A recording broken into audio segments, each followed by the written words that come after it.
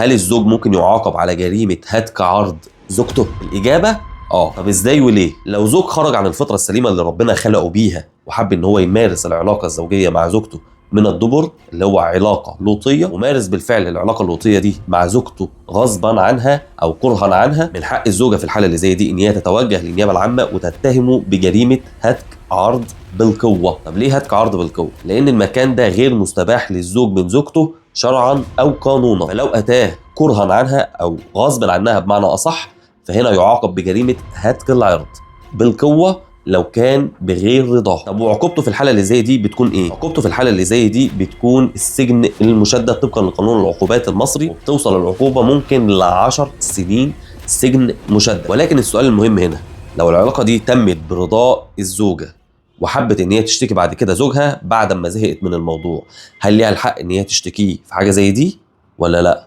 استني اجاباتكم في التعليقات.